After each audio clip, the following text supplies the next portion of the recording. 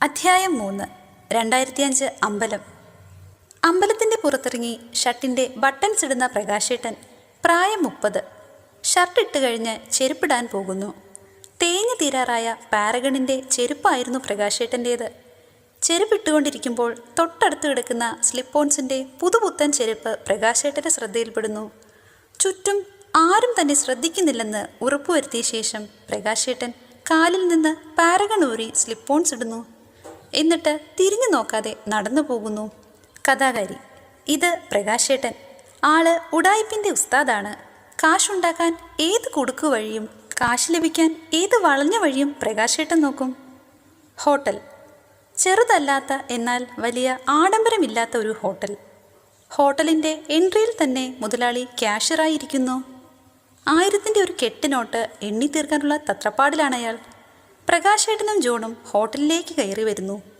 മുതലാളിയെ കണ്ടതും പ്രകാശേട്ടൻ: വാസുവണ്ണ, എങ്ങനെയുണ്ട് കച്ചവടമൊക്കെ? മുതലാളി ക്യാഷ് എണ്ണിക്കൊണ്ട്: ഓ, കച്ചവടം തീരെ മോശമാന്നേ, എന്നാലും വലിയ തരക്കേടില്ലാണ്ട് പോണ്ട്. പ്രകാശേട്ടൻ കൂടെയുള്ള ജോണിനോട് പതിഞ്ഞ ശബ്ദത്തിൽ: എന്നിട്ട് 1000 നോട്ട് മാത്രമേ എണ്ണാറുള്ളൂ. അറുത്ത കൈക്ക് ഉപ്പ് തേക്കാത്ത പിശുക്കനാന്നേ, പറഞ്ഞിട്ട് കാര്യമില്ല.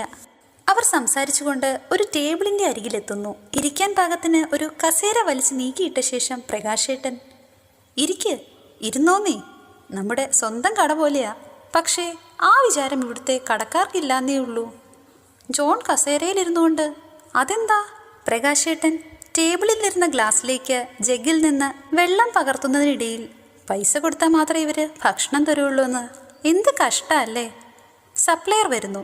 ഇവിടെ എന്താ വേണ്ടത്? ജോൺ: എന്തൊക്കെയുണ്ട്? എന്ത് വേണേലും ചോദിച്ചോ. നിങ്ങൾ പറയുന്ന ഐറ്റം 5 മിനിറ്റിനുള്ളിൽ ടേബിളിലെത്തിയിരിക്കും. അതാണീ വാസൂസ് ഫാസ്റ്റ് ഫുഡ്. പ്രകാശേട്ടൻ സപ്ലയറെ നോക്കിക്കൊണ്ട്: വാട്ട് കപ്പ് തോട്ട് മീനുണ്ടോ? ചെറിയ ഞെട്ടലോടെ സപ്ലയർ: എന്താ? വാട്ട് കപ്പ് തോട്ട് മീൻ? ഇല്ല, അങ്ങനത്തെ ഹെവി റേഞ്ച് ഐറ്റംസ് ഒന്നും ഇവിടെ എടുക്കാറില്ല. കാരണം ഇവിടുത്തെ ഈ ലോക്കൽസ് മാത്രമേ വരാറുള്ളൂ. അവർക്ക് ഈ സായിപ്പന്മാരുടെ ഭക്ഷണം ചിലപ്പോൾ ഇഷ്ടപ്പെട്ടെന്ന് വരില്ല, അതുകൊണ്ടാ. ഓ, അത് കുഴപ്പമില്ല. പ്രകാശേട്ടൻ ജോണിനെ നോക്കിക്കൊണ്ട്: എന്നാൽ പിന്നെ നമുക്ക് കപ്പയും മീനും പറയാമല്ലേ? ജോൺ: മതിയാകും. പ്രകാശേട്ടൻ സപ്ലയറെ നോക്കിക്കൊണ്ട്: എന്നാൽ കപ്പയും നല്ല കാന്താരി ഇട്ട് വറ്റിച്ച മീൻകറിയും എടുത്തോ. സപ്ലയർ അല്പം ആവേശത്തോടെ: ഇങ്ങനെ ലോക്കൽ ഐറ്റംസ് ഒക്കെ ചോദിക്ക്, ദേ ഇപ്പോൾ കൊണ്ടുവരാം.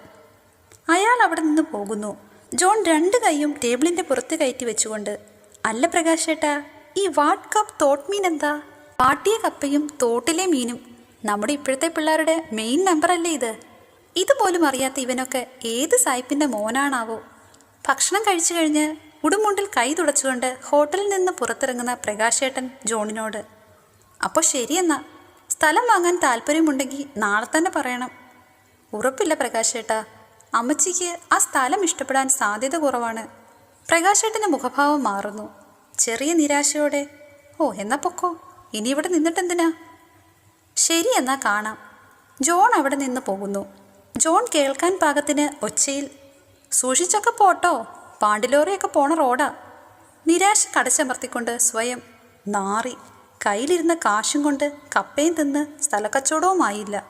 വലത് കൈകൊണ്ട് തല ചൊറിഞ്ഞ് ഷോ, ഇന്നത്തെ മൂടും പോയി. അപ്പോഴാണ് ദൂരെ നിന്ന് നടന്നു വരുന്ന സുരേന്ദ്രനെ പ്രകാശേട്ടൻ ശ്രദ്ധിക്കുന്നത്. സുരേന്ദ്രൻ്റെ ശ്രദ്ധ പിടിച്ചു പറ്റാൻ വേണ്ടി പ്രകാശേട്ടൻ കൈ വീശി വിളിക്കുന്നു: ഏയ് സുരേന്ദ്ര. സുരേന്ദ്രൻ പ്രകാശേട്ടനെ തിരിഞ്ഞു നോക്കുന്നു. കഥാകാരി: ഇത് സുരേന്ദ്രൻ, ആനന്ദിൻ്റെ അച്ഛൻ. അടുത്തേക്ക് വരുന്ന പ്രകാശേട്ടനെ കണ്ടതും നടത്തം തുടർന്നുകൊണ്ട് സുരേന്ദ്രൻ: എന്താ പ്രകാശ? ഞാൻ ചേട്ടനെ കാണാനിരിക്കുമായിരുന്നു. എന്തിന്? പ്രകാശേട്ടൻ സുരേന്ദ്രനോടൊപ്പം നടന്നുകൊണ്ട്: ഞാനൊരു പുതിയ സ്ഥാപനം തുടങ്ങിയെന്നേ, വിന്നേഴ്സ് അക്കാഡമി ട്യൂഷൻ സെൻ്ററാ. ഓ, നമ്മുടെ കവലയുടെ വളവിലുള്ള ബിൽഡിങ്ങിൻ്റെ മുകളിലല്ലേ? അത് തന്നെ. 7ാം ക്ലാസ് തൊട്ട് +2 വരെയുള്ള പിള്ളേർക്കാണ് ട്യൂഷൻ എടുക്കുന്നത്. +2നും +1നും വൈകിട്ട് രാത്രി വരെയാ. ചേട്ടൻ്റെ മോൻ +2 അല്ലേ? അവർ നടത്തം നിർത്തുന്നു. അല്പം സംശയത്തോടെ സുരേന്ദ്രൻ: അതെ, അവൻ +1ന് ഇച്ചിരി ഉഴപ്പാന്ന് ഞാൻ അറിഞ്ഞായിരുന്നു. പിള്ളേരെ കുറ്റം പറഞ്ഞിട്ട് കാര്യമില്ല. 10 വരെ ഉറക്കം വിളിച്ചു കളഞ്ഞ് പഠിച്ചിട്ട് വീണ്ടും 2 കൊല്ലം പഠിക്കാന്നറിയുമ്പോൾ ചെറിയൊരു മടി കാണും. സാരമില്ല, ഞാൻ ശരിയാക്കി എടുത്തോളാം. പ്രകാശേട്ടൻ പറഞ്ഞു വരുന്നത് എങ്ങോട്ടാണെന്ന് സുരേന്ദ്രന് അത്ര പിടികിട്ടിയില്ല. എന്താ പറഞ്ഞു വരുന്നേ? അതായത് ഈ +2 എന്ന് പറയുമ്പോൾ ശരിക്കും ശ്രദ്ധിക്കേണ്ട ഒരു സമയമാണ്. അപ്പോൾ ഒന്ന് ശ്രദ്ധിച്ചാൽ കൊച്ചിൻ്റെ ഭാവി സുരക്ഷിതമായിരിക്കും. അപ്പോൾ അവനെ എൻ്റെ കയ്യിൽ ഏൽപ്പിക്കുവാണെങ്കിൽ +2ന് നല്ല മാർക്കോടുകൂടി ജയിക്കാമെന്ന് ഞാൻ കാണിച്ചു തരാം. സുരേന്ദ്രൻ ഒരു 3 സെക്കൻഡ് ആലോചിച്ചിട്ട്, അല്ല പ്രകാശ, അവൻ സുരേന്ദ്രനെ പറയാൻ സമ്മതിക്കാതെ ഇടയിൽ കയറിക്കൊണ്ട്, ഒന്നും പറയണ്ട, അവൻ്റെ കാര്യം ദേ ഞാൻ ഏറ്റു. നാളെ വൈകിട്ട് തന്നെ അവനോട് വന്ന് ചേർന്നോളാൻ പറ. ഞാനപ്പം പോയിക്കുക. പിന്നെ ഇതിനൊന്നും ഒരു മടിയും കാണിക്കരുത്. കൊച്ചിൻ്റെ ഭാവിയാണ് നമുക്ക് വലുത്. അപ്പോൾ ശരിയെന്നാ. പ്രകാശേട്ടൻ അവിടെ നിന്ന് നടന്നു പോകുന്നു. സുരേന്ദ്രൻ ചിന്താകുലനായി വിജനതയിലേക്ക് നോക്കി നിൽക്കുന്നു. കഥാകാരി: ആ നിമിഷം മുതൽ സുരേന്ദ്രന് ആനന്ദിൻ്റെ ഭാവിയെക്കുറിച്ചുള്ള ചിന്ത കൂടി വന്നു. വിന്നേഴ്സ് അക്കാഡമിയുടെ താഴെയുള്ള കവല. സുരേന്ദ്രൻ റോഡിലൂടെ നടന്നു വരുന്നു. കവലയിലെ ഓട്ടോ സ്റ്റാൻഡിൻ്റെ അടുത്തെത്തുമ്പോൾ സുരേന്ദ്രനെ കണ്ടതും ഓട്ടോ ഡ്രൈവർ മുരളി, സുരേന്ദ്ര, മുരളി വിളിക്കുന്നത് കേട്ടതും നടത്തം നിർത്തി തിരിഞ്ഞ് നോക്കിക്കൊണ്ട് സുരേന്ദ്രൻ, ആ എങ്ങനെയാ, ഇപ്പോൾ ഓട്ടോ ഒക്കെ ഉണ്ടോ? ഓ, കുഴപ്പമില്ലാണ്ടങ്ങ് പോണ്. പിന്നെ ഓട്ടോ ഒക്കെ ഇപ്പോൾ തീരെ കുറവല്ലേ? നമ്മുടെ അനന്തു ഇപ്പോൾ +2-ലല്ലേ? അവനെങ്ങനെയാ, നന്നായിട്ട് പഠിച്ചോളുവോ? ഓ, കുഴപ്പമില്ലാതെ. അവനോട് നന്നായിട്ട് പഠിക്കാൻ പറ. +2 ഒക്കെ അല്ലേ, കൊച്ചിൻ്റെ ഭാവിയാ. ഇത് കേട്ടതും സുരേന്ദ്രൻ അല്പം ടെൻഷനോടെ തൊട്ടടുത്തുള്ള ബിൽഡിങ്ങിൻ്റെ മുകളിലുള്ള വിന്നേഴ്സ് അക്കാഡമി ട്യൂഷൻ സെൻ്ററിലേക്ക് നോക്കുന്നു. കഥാകാരി: അങ്ങനെ ആനന്ദ് അറിയാതെ അവൻ്റെ ജീവിതത്തിലെ ഒരു പൂട്ടുകൂടി വീണ് കഴിഞ്ഞു. ബിൽഡിങ്ങിൻ്റെ താഴെയുള്ള പലചരക്ക് കട ഉടമസ്ഥൻ ഷട്ടർ ഇട്ട ശേഷം താഴിട്ട് പൂട്ടുന്നു.